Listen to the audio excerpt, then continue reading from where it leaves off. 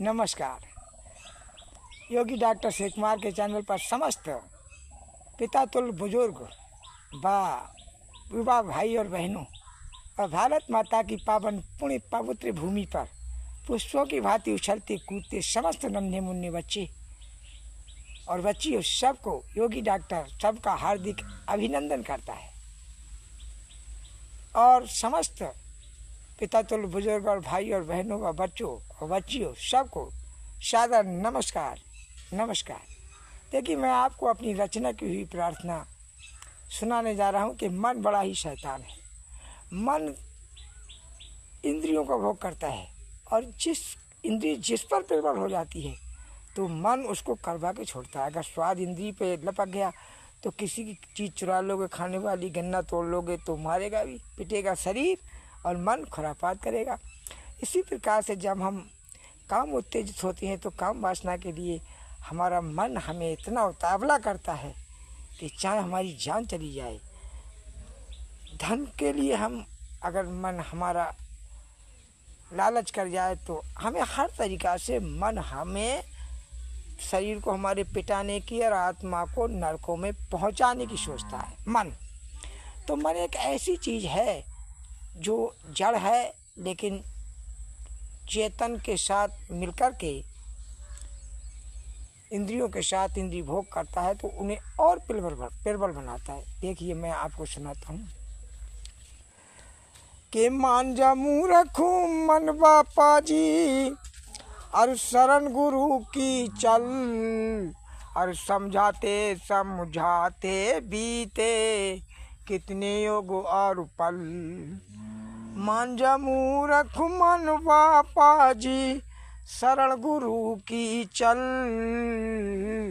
समझाते बीते कितने योग और पल। कितने योग बीत गए इस मन को समझाते।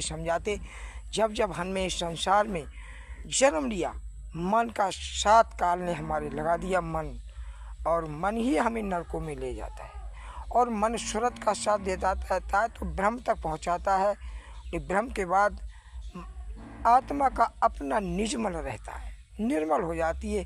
कोई मन इसके साथ नहीं रहता, कोई बंधन इस पर नहीं रहता, कोई स्त्री पुरुष का भेद नहीं रहता है। ऊपर फिर निर्मल हो जाती है, फिर बच जाती है। लेकिन जो ही ब्रह्म से नीचे आती है तो इसके साथ मन काम क्रोध लोभ मोह अहंकार सारे के सारे इसको घेर लेते हैं।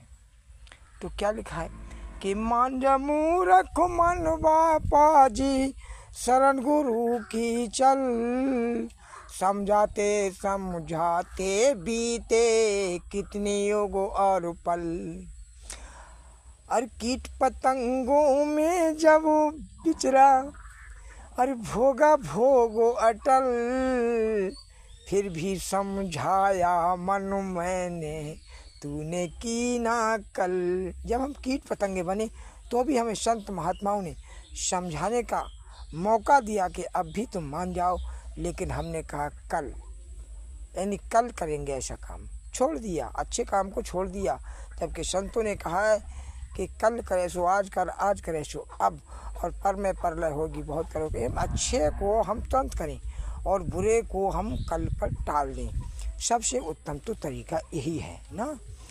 तो कीट पतंगे भी बने, 83,99,999 उंगलियां हमने भोगी, बड़ी परेशानियां उठाई, लेकिन मन ने हमारा साथ नहीं छोड़ा, खुरापात करके हमके नरकों में पहुंचाता रहा।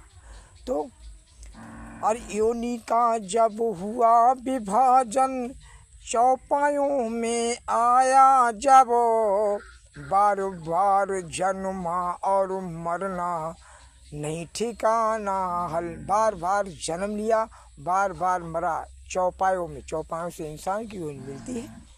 जो बैल गाय आदि की योनि के बाद हमको इंसान की योनि मिलती है। चौपाई में आए तो योनि का जब हुआ विभाजन चौपायों में आया जब और बार बार जन्मा और मरता नहीं ठिकाना हल।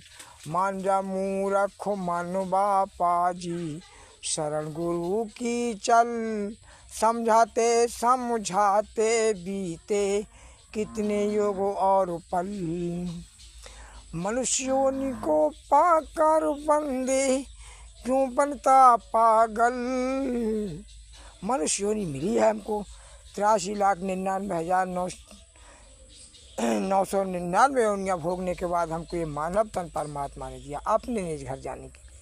तो हम अब पागल ना बने, एकदम प्रभु सतगुरु की खोज करके प्रभु की चरणों में लगकर हम अंदर का भेद लेकर अंदर की साधना करें, क्योंकि मोक्ष तो अंदर की साधना से मिलता है, बाहर की पूजा से मोक्ष नहीं मिलता। ये थोड़ा सा समय के लिए मिलता है। पुण्य बाहर की पुण्य जो है थोड़ा है, तुमने बाहर से किसी पे जल चढ़ाया, सफाई की, देवस्थान बनाया, पूजा पाठ किया, तो इसका फल थोड़ा है। लेकिन अंदर जीवात्मा स्वयं अपने परमात्मा का सुमरण करेगी, ध्यान करेगी, भजन करेगी, उसकी अखंड धारा में प्रवेश करेगी, वो अजर अमर है।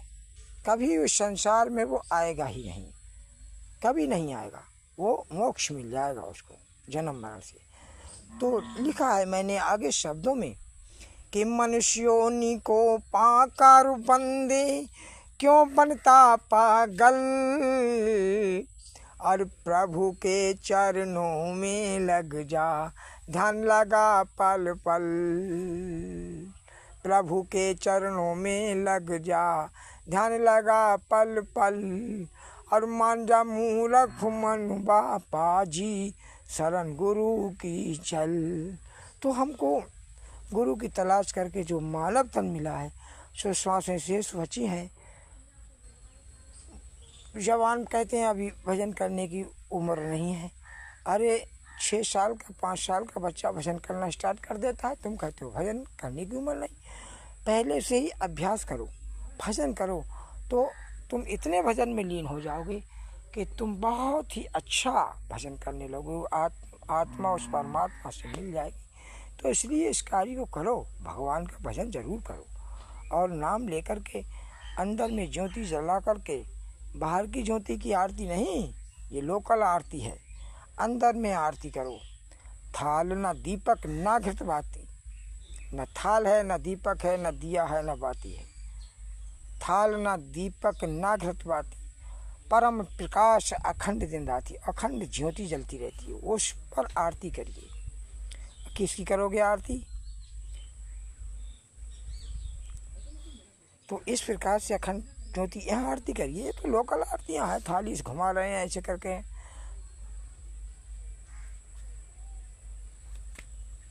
है ये लोकल आरती हैं। तो हम उसी की आरती, सच्ची आरती करें।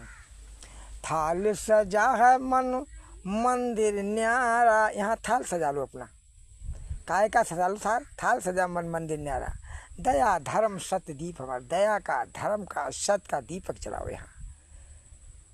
और ज्योति काय की जलाओगे? मन चित्त बुद्धि की ज्योति जला लो यहाँ, और सारा नीचे के शरीर को फेल कर दो, कतई ध्यान ना आए नीचे, इंद्री चक से ऊपर ही रहे यहाँ। ये तो यहाँ तो थाल सजा मन मंदिर न्यारा, दया धर्म सत्य दीप हमारा, और मन चित्त बुद्धि की ज्योति जलाऊं, आरती मैं निर्गुण की गाऊं, अरख अगम में जाए समाऊं, आरती मैं निर्गुण की गाऊं। इस प्रकार से हम उस प्रभु की आरती करें, और भक्ति करते करते आनंद आ जाता है। इसलिए भक्ति जरूर करो। सब प्रेमी भैया बहनों का मैं हार्दिक जय गुरुदेव करता हूँ, क्योंकि जय गुरुदेव नाम अनामी महाप्रभु का ही है, जो सबको जीतने हारा है, सबको देख रहा है, सबका गुरु है, और सबका वही देव है। इसलिए उस प्रभु का नाम जय गुरुदेव है। जय गुरुदेव सबको।